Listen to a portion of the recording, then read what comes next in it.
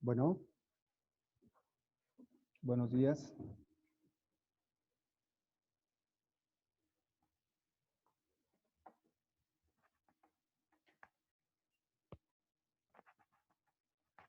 Buenos días, ¿me escuchan?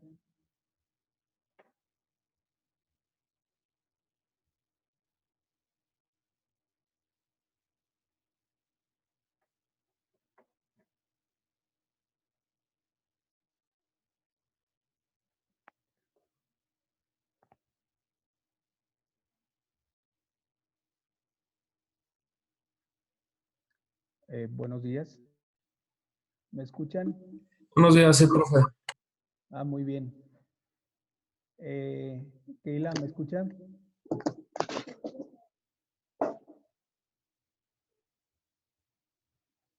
Bueno, Keila, ¿me escucha? Sí, profe, ya lo escucho. Buenos días. Buenos días, entonces, ¿podemos comenzar?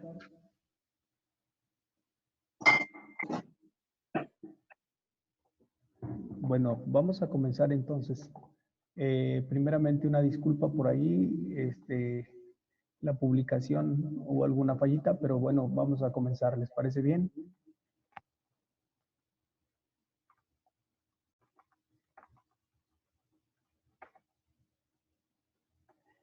Bueno, la materia propiamente o el tema de hoy es contestar 3 preguntas. ¿Me escuchó? Sí. Muy bien. Bueno, la pregunta, el primer punto es contestarnos qué es la filosofía. La segunda pregunta es ¿cómo nace? Y la tercera es ¿por qué es importante? ¿Es correcto? Sí, profe. Bueno, vamos a iniciar. La escuela griega platónica usó un término para designar la filosofía como tal. El término es jolé.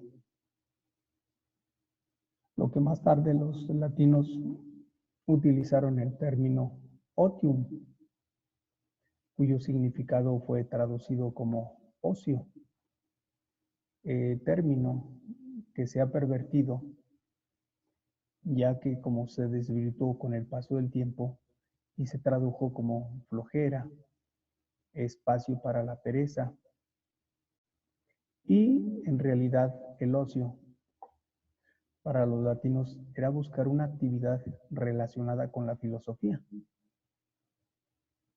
Sin embargo, para los griegos, jolé significaba tiempo libre, que tiene que ver con la escuela. Tiempo libre para los griegos quiere decir tiempo libre para aprender, considerando ya que el hombre había cubierto todas sus necesidades biológicas, económicas, corporales, animales, podía dedicar su tiempo libre a aprender, precisamente.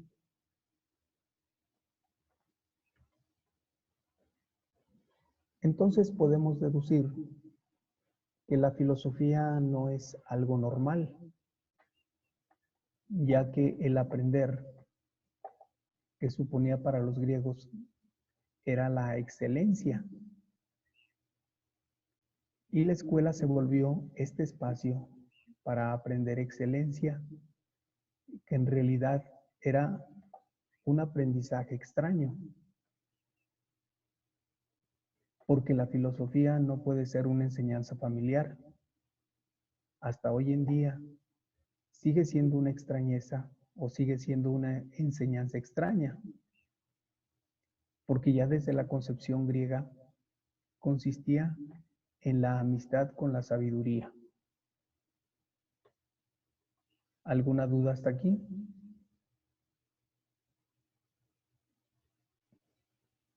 No, profe. No, No. profe.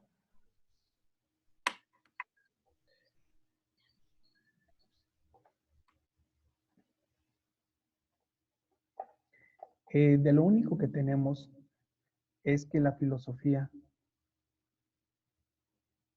se compone de dos vocablos, como bien ustedes ya lo saben. Un término es filia y el otro es sofía.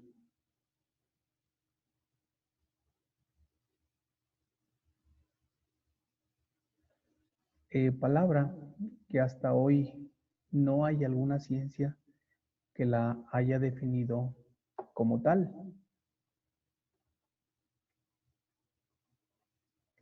Algunos llegan a decir que la filosofía es simplemente pregunta tras pregunta hasta llegar a una respuesta convincente. Sin embargo, nos damos cuenta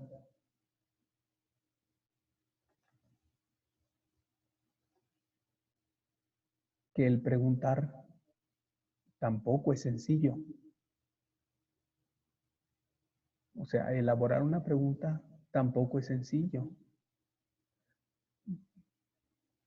Entonces nos damos cuenta que la filosofía como tal no se ha traducido en ningún idioma o ciencia. En Arabia, el árabe tiene una palabra para designarla, que es asafa. De aquí que la filosofía se convierta en una indigestión. Es decir, porque estamos hablando de una ciencia que no se ha podido digerir y por ello la iniciaron con un pensamiento hermenéutico. ¿Alguien me quiere decir qué es hermenéutico?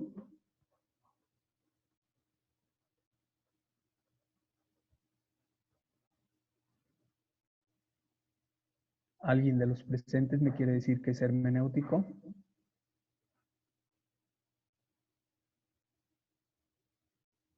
Bruno, Israel, Janaí, Jessica, Keila, Luis, Mateo. ¿Quién quiere contestar? Creo que es un método de interpretación de textos. Es correcto. ¿Quién lo utiliza? No sé, eso sí, no sé. Bueno, generalmente la hermenéutica la utilizan algunos exégetas. ¿Alguien sabe qué es un exégeta? No. No, bueno. El exégeta es aquel estudioso de las Sagradas Escrituras que se dedica a estudiarlas y para ello, bueno, pues tiene que estudiar un poco de lo que son las costumbres, conocer la lengua, por supuesto, conocer algunas tradiciones, tener conocimiento de algunos escritos para poder hacer una interpretación. Entonces, el caso de los árabes, pues recurrían a esta herramienta llamada hermenéutica, pues para hacer una interpretación de la realidad de su tiempo. ¿Alguna duda hasta aquí? No, profe. Entonces podemos continuar diciendo que el traducirlo o el no traducirlo propiamente el término filosofía es un síntoma de extrañeza. Por esto podemos decir que aún los griegos no entendían a los filósofos.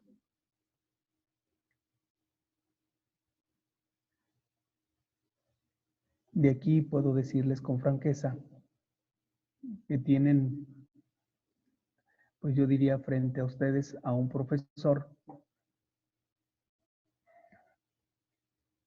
más que a un filósofo. Yo no soy filósofo, soy un profesor porque pues como tal sigo en búsqueda de. el llamarse filósofo pues tiene muchas implicaciones. O el ser filósofo no es algo sencillo, es algo complicado. Porque si la palabra filosofía no se ha traducido como tal o no se ha podido interpretar como tal, pues esto dificulta más el hacerse llamar filósofo. Bueno, vamos a continuar. Nicolás de Cusa, ya dentro del pensamiento cristiano, utilizó un método diferente desde el punto de vista cristiano. Utilizó el término anime, es decir, integró a la filosofía el término anime. Lo que para Cicerón filosofía era el cultivar el alma. Estamos hablando de concepciones de hombres de la época. En cambio, para el judaísmo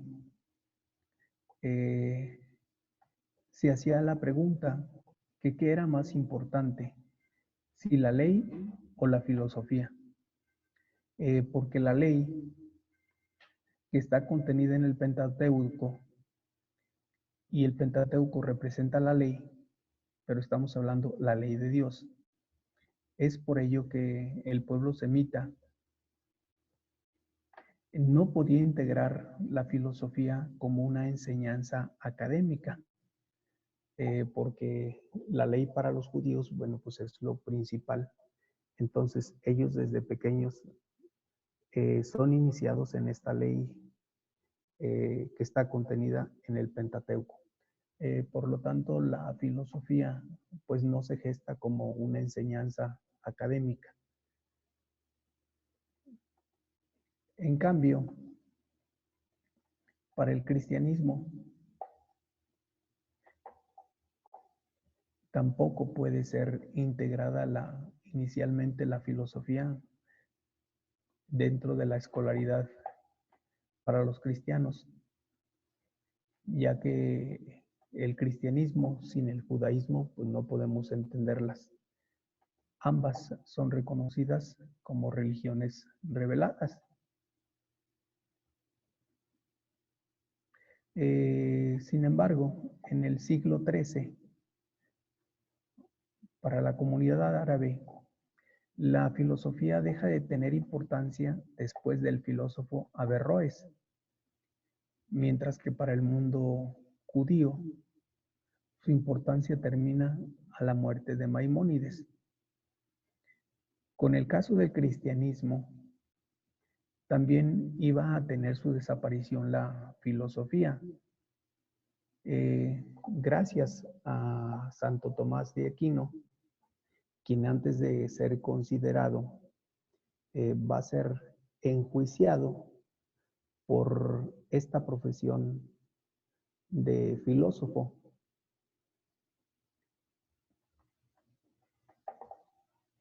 Y entonces le permiten exponer su pensamiento filosófico, y para poder ser aceptado el pensamiento filosófico dentro del cristianismo, ya se decía en aquellas incipientes universidades donde se enseñaba que la filosofía era esclava de la teología, y es por ello que la filosofía, gracias a Santo Tomás, hoy podemos conocerla como un pensamiento filosófico. Bueno, esta breve síntesis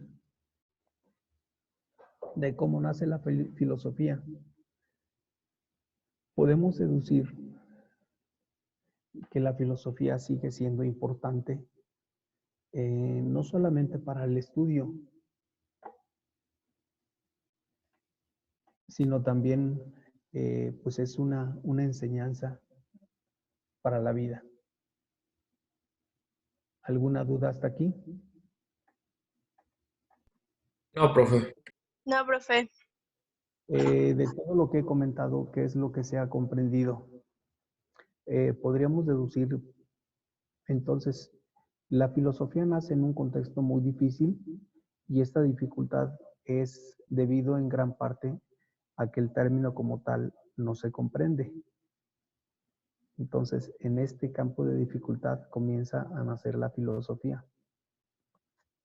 La segunda pregunta, pues ya vimos de manera muy sintética cómo se va desarrollando hasta llegar a nuestros días y obviamente podremos concluir que la dificultad para entenderla pues sigue siendo la misma.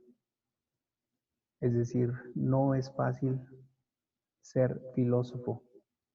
Quizá puede ser muy sencillo estudiar filosofía, pero no es fácil ser filósofo. Hoy en día ustedes van a escuchar personas que dicen, bueno, yo terminé unos estudios en filosofía y pues soy filósofo. Creo que es difícil afirmar que se es filósofo. Lo más adecuado sería, bueno, tengo estudios en filosofía. Es adecuado, tengo una carrera en filosofía, pero el ser filósofo es un término un poquito más complicado. ¿Dudas hasta aquí? No, profe. Ah, profe. ¿Alguna pregunta? No, profe. No, no, profe. Bueno, entonces damos por concluido el tema. Eh, ¿Alguien pudiera hacer una síntesis de los 3 puntos que realizamos?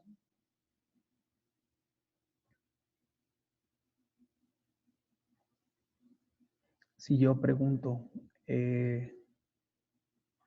¿cómo nace la filosofía? ¿Qué contestarían? La filosofía nació en Grecia, o en Atenas o Roma, por ahí, pero tuvo su culmine en Francia en el siglo de las luces, en el siglo XVIII. Muy bien, esa podría ser una respuesta, Mateo. ¿Alguien más?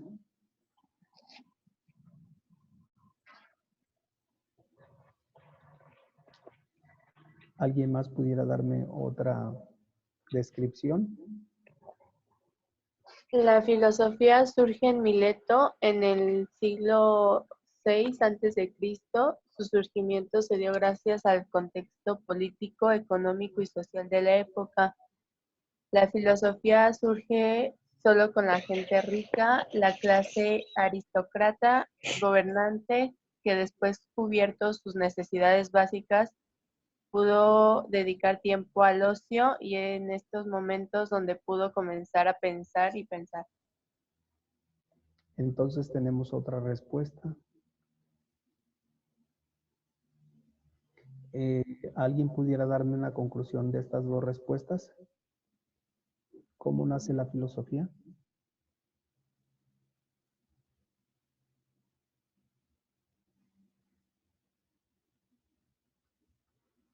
A ver, por aquí tenemos a Luis Gerardo, a Jessica Marlene, a Jennifer, a Janaí, a Israel, a Felipe,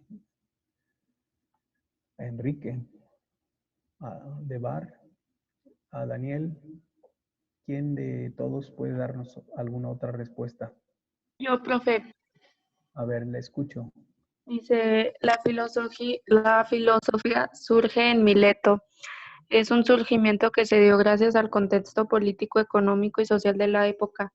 La filosofía de Aristóteles constituye, junto a la de su maestro Platón, el legado más importante del pensamiento de la Grecia antigua. Bueno, pero seguimos todavía sin definir qué es la filosofía y creo que seguiremos pues en esa lucha y sobre todo en esa insistencia de saber qué es la filosofía, porque como les decía al principio, si antiguamente no era comprendida como tal, pues seguimos sin comprenderla. Alguien que diga, pues la filosofía, el único concepto que tenemos más cercano es amor a la sabiduría. Pero en realidad, ¿qué es amor a la sabiduría? Sería una pregunta que podríamos llevarnos. ¿Quién se enamora de la sabiduría? Pero antes de decir quién se enamora, sería preguntarnos, ¿qué es la sabiduría? Para poder acercarnos más a esta respuesta, si gustan tomar la siguiente nota, por favor, ¿tienen papel y lápiz?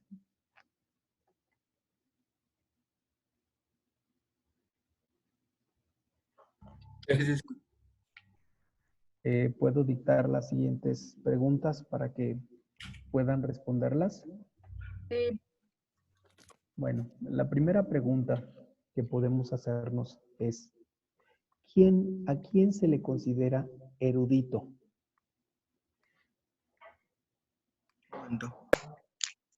¿Me la puede repetir, profe, por favor? Y con mucho gusto. ¿A quién se le considera erudito?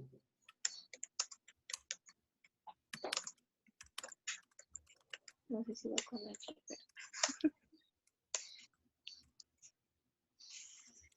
Segunda pregunta. ¿Quién es un hombre sabio?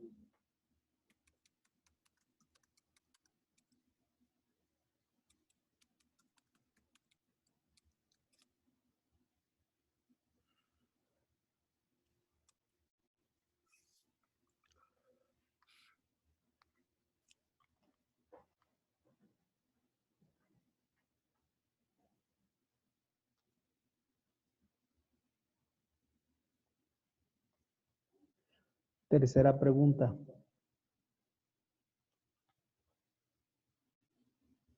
¿A quién se le considera culto?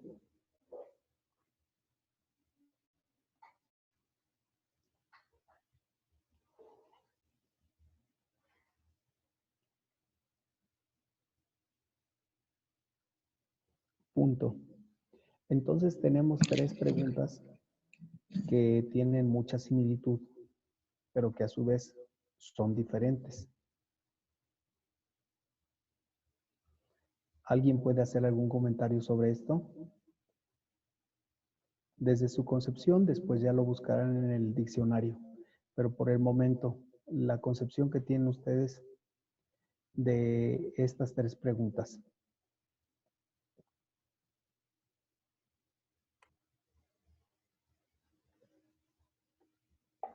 Con toda confianza, acuérdense que estamos para aprender.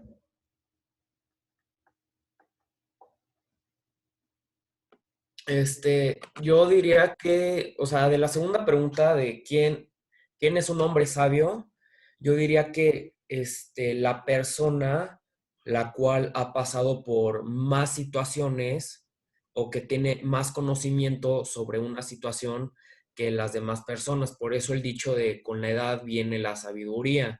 Es porque normalmente las personas más grandes ya han pasado por experiencias que los más chicos apenas van a pasar. Entonces, las personas más grandes son las que tienen mejor conocimiento sobre ese tipo de cosas que los más chicos. Muy bien. Abraham, ¿verdad? No, Mateo. Perdón, Mateo. ¿Alguien más quiere participar? ¿O está de acuerdo con Mateo?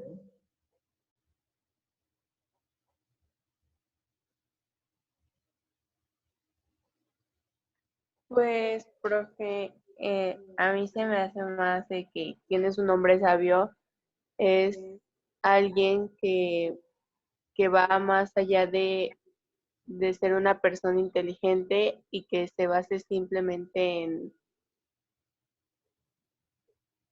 en lo básico de la inteligencia, de buscar y resolver problemas. Es alguien que va más allá, que no se queda con, con lo que tiene. Muy bien, Keila. ¿Alguien más? Yo creo que una persona culta es aquella que tiene cultura. una persona que es educada, una persona sabia, civilizada, eh, no sé, una persona que posee muchos conocimientos de distintos temas, ya sea historia, no sé, literatura o ese tipo de temas. Muy bien. ¿Alguien más, por último?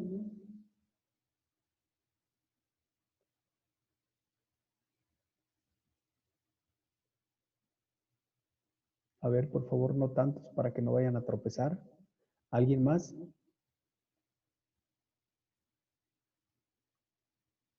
A ver, por favor, no se duerman. No se me duerman. A ver, ¿algún otro participante?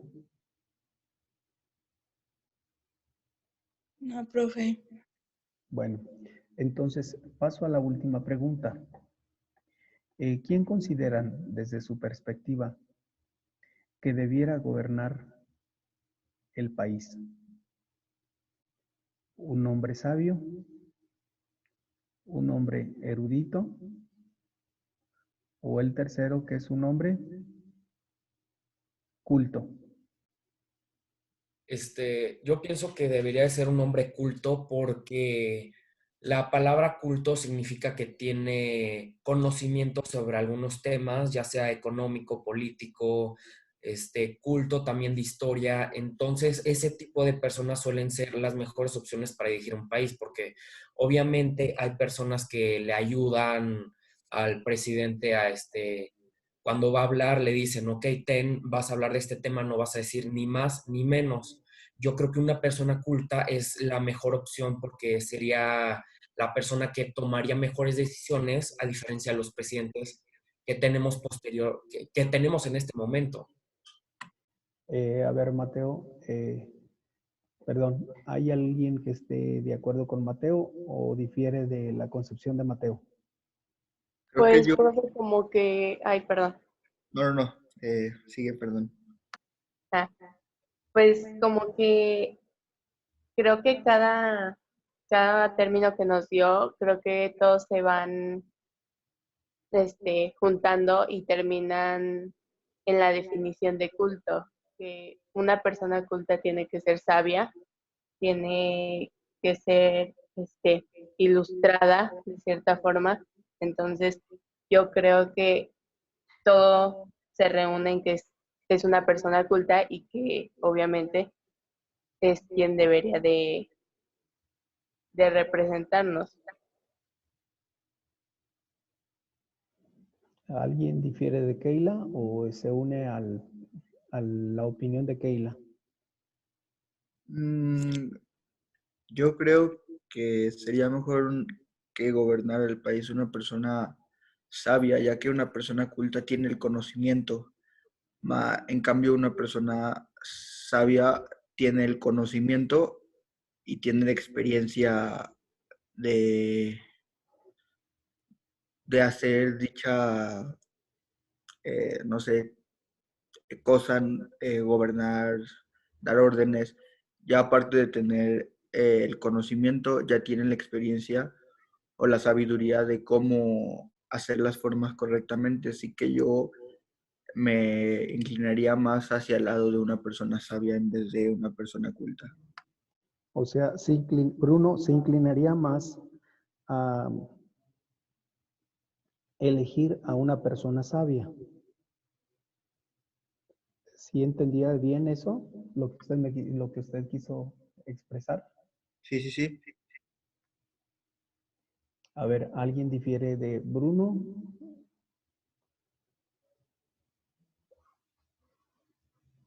¿O está de acuerdo con Bruno? A ver, el tiempo casi ya no lo están marcando que se acaba. A ver, últimos participantes. Pues yo estoy de acuerdo con él porque pienso que, o sea, es mejor, bueno, una persona sabia porque ya tiene, pues, como la palabra dice, o sea, ya sabe más sobre las cosas, sobre la vida. Entonces creo que sería mejor así para que tome las mejores decisiones para el país. O sea, ya tiene más conocimientos, pues. Muy bien, Debar. Bueno, en conclusión, pues la conclusión no podríamos cerrarla como tal. Vamos a seguir llevándonos el cuestionamiento. Ya como personas, ¿por qué es lo que debemos trabajar? Como seres humanos, como ciudadanos, como profesionistas, ¿por qué debemos optar?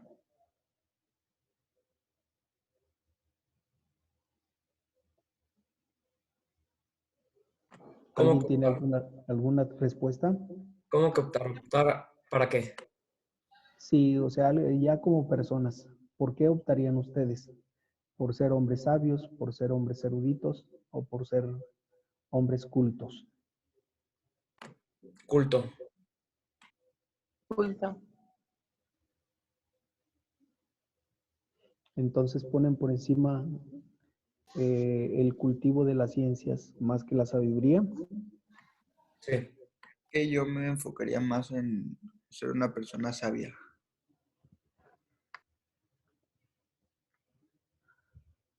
Muy bien. Profe, Bueno, disculpe, pues les mandé. ¿cuánto llevan en clase? Propiamente ya cerramos ahorita, media hora. ¿Y qué clase es? Textos filosóficos 1. ¿Y por qué no me daba ningún link hace media hora? El Bueno, intro subió a las 8:30, o sea, empezamos a las 8:30. Claro que no. No, sí, te lo juro, empezamos a las 8:30. bueno, una disculpa. Miren, la ventaja es que quedó grabada la clase y pueden revisarla, por favor. Bueno, ok, gracias.